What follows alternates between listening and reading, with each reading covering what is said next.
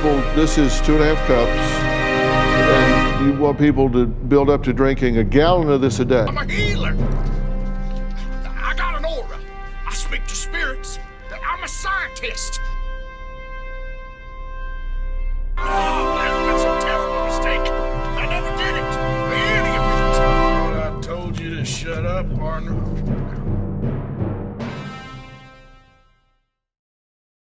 Since the dawn of monkeys, humans have asked the question, how do we make this easier? Just this, like life itself. That was a terrible move. The never-ending pursuit of this question has led to some of the greatest innovations of all time, like the wheel, electricity, penicillin, and RuneScape music videos. Making great things takes a long time, and sometimes people don't want to wait. I want my fix, and I want it now! The cure for everything can't be made in a day, but that doesn't stop people from saying it can, which is where you get some of the most bizarre, hilarious, and sometimes harmful fake remedies of all time. Now, I want to make a disclaimer before I start this video. It's easy to laugh at the people who buy these products because, haha, look at dum-dum, you're so smart, I go on r/atheism. Yes, it's true, some people will fall for these obvious fake scams and fake cures or just looking for instant relief and think their life will improve without putting any actual effort in. However, as you'll see, a lot of the people who fall for these are in very desperate places, and when somebody is desperate, they'll do anything to get out of that. So keep that in mind. Anyway, let's dive right in. I have snake AIDS. I'm a slithery snake with slithery snake AIDS. For a lot of these cures, it's hard to tell if the scammers selling them are aware that they're selling snake oil or they genuinely believe they've created a magic cure. A good way to answer this is to look no further than snake oil itself. Now, snake oil is a bit of a colloquial term for deceptive marketing or scams, but the term has historical merit to it. For the OG snake oil salesman, we have to look no further than Clark Stanley, the self-proclaimed rattlesnake king, the pioneer, if you will, of modern-day fake cures. Real snake oil was used to relieve joint pain, particularly in Chinese traditional medicine, usually due to the omega-3 fatty acids with anti-inflammatory properties. When Chinese laborers came to America in the 1800s, they brought this medicine with them, and Stanley noticed how frequently they used it. He saw this and thought, "Here comes the money!" Here we go. But finding actual snakes and getting the oil out is so damn difficult, so Stanley started manufacturing his own version of snake oil to sell. This version had nothing to do with Chinese traditional medicine, but that didn't stop him from marketing it as such. In fact, he went a step further than joint pain. This thing was a cure-all remedy. It could cure polio, tuberculosis, a broken economy even. Did you ever notice that the Great Depression started after they stopped making snake oil? And this stuff was selling like hotcakes. It got so massive that Stanley was able to open up multiple factories to manufacture the stuff. It's not known how much money he officially made, but the guy was likely making some good coin for what was glorified mineral water. But as anyone will tell you, the good times don't last forever. In 1916, the US government was like, hey, we examined your shit. Turns out there's no value in this at all. And Stanley was like, oh yeah? Prove it. So the government said we did.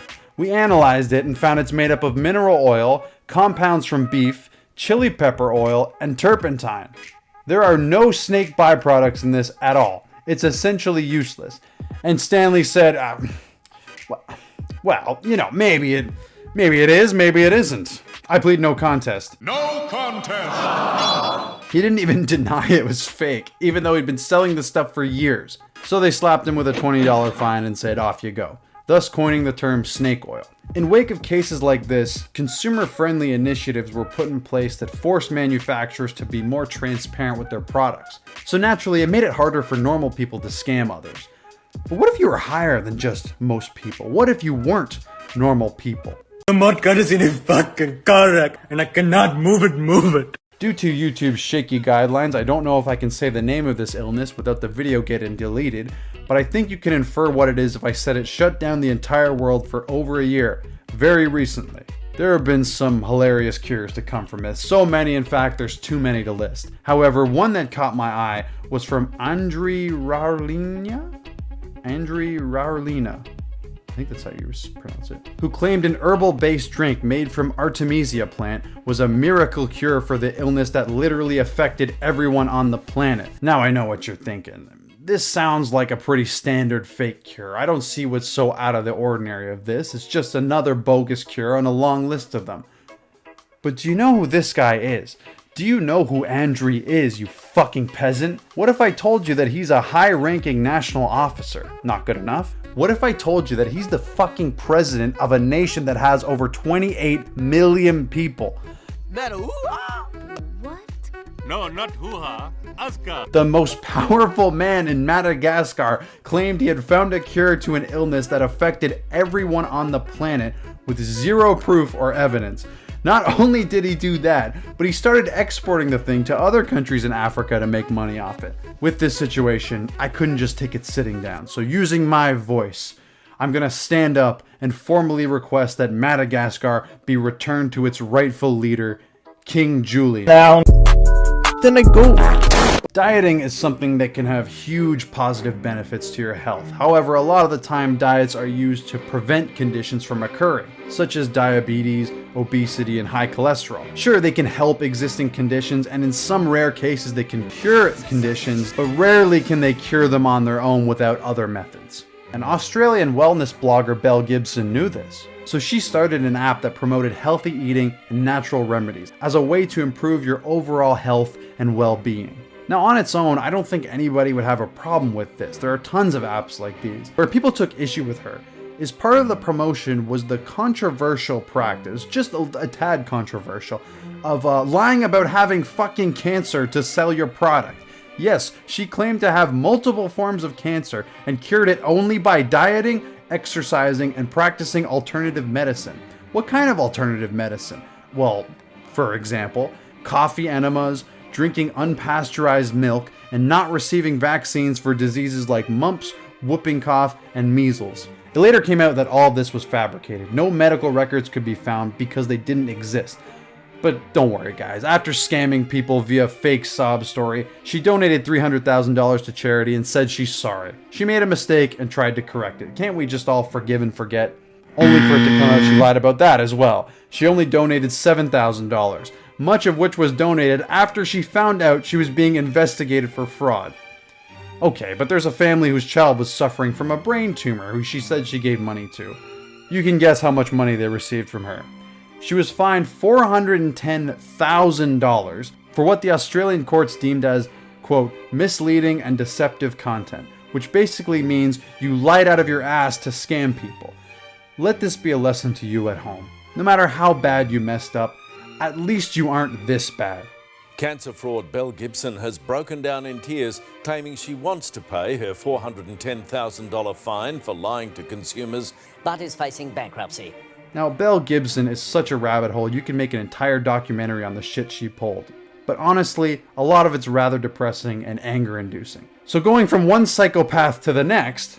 You're ugly, you're disgusting, I'm gonna kill you, give me $200. You may have heard about this lady from Dr. Phil, and while in the clip it's obvious she's a bumbling con woman, the insanity behind this is real. Despite what you may think, Jilly Juice is not flavored lube. It's a saline solution infused with rich ingredients. Translation, it's salt water with fermented kale and cabbage. Developed by Jillian Epperly, someone with zero professional medical training or knowledge. Honestly, if you Do you have any training? I have enough training What by is your looking at training? the internet and actually taking information. Like, she says she learned it from the internet, guys. Like, at least with someone like Dr. Ho, he used to be an actual doctor at one point. This is just some random lady who read some stuff online. I'm an expert, and here's my cure. Cure to what? You say. I'm glad you asked. Apparently, Jilly Juice can cure cancer, autism, Down syndrome, diabetes, AIDS, detached limbs, and homosexuality. Now it's easy to write this off as some shitty PR stunt to sell product, and you wouldn't be wrong to do so.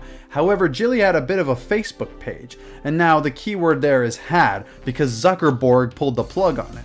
But not after it had over 58,000 members. Even in the Dr. Phil clip, a guy from the audience tries to get up and grab the poison, unless he's a plant, in which case you fooled me. In the clip, Dr. Phil says, They're gonna feel really not great when they start drinking this. but that's a bit of an understatement. After being analyzed due to the high salt content, like a fuck ton of salt was in this thing, this stuff can cause severe dehydration, hypertension, and salt intoxication, which can be fatal. Her public numbers haven't been disclosed, so it's hard to say how much she makes off this stuff. But remember how I talked about how desperate people will do desperate things? In 2017, Bruce Wilmot was diagnosed with pancreatic cancer for a second time. Not wanting to go through treatment again, he began drinking Jilly Juice. This is how much Jilly Juice he had made himself. Allegedly, after drinking the stuff for a month without receiving medical treatment, he died. Jilly's response to this? He should have just drank more! Well, that depends. Can you go fuck yourself? Now, this is what I mean when I said you can't blame a lot of the people who are victims of this stuff. You have to look at the human mucus who manufacture it.